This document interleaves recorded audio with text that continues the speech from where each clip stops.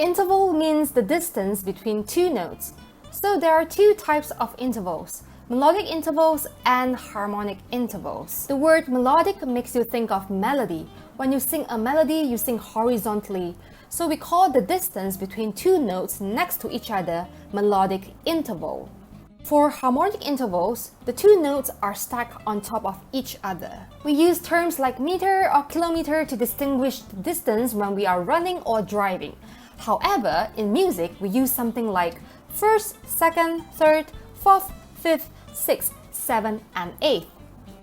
Looking at the numbers here, only the first three numbers are written differently based on the way they are pronounced. For a third, we write a number 3 and followed by RD. The word second is written with ND at the back, and the word first is written with ST at the back. Whereas the rest of the number from 4th to 8th are the same, which are followed by the letters TH. Counting intervals is like reading notes. For intervals counting, we always count from the lower note to the higher note. The bottom note here is a space note, so we start counting from this particular space and then followed by the next line, then to space all the way to the next line note. Let's begin counting. 1, 2, 3, 4. So the intervals between these two notes is a fourth. What about the next one? Remember, always count from the lower note. 1, 2. And we have a second over here. Let's do one more example for melodic intervals.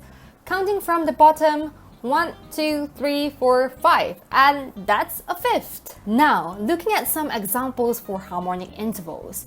So can you tell what is the intervals between these two notes? 1, 2, 3, 4. It's a fourth. And what about these two notes? 1, 2. Oh yeah, it's the second over here. One last example for harmonic intervals, counting from the bottom note. 1, 2, 3, 4, 5, and there you go, a fifth.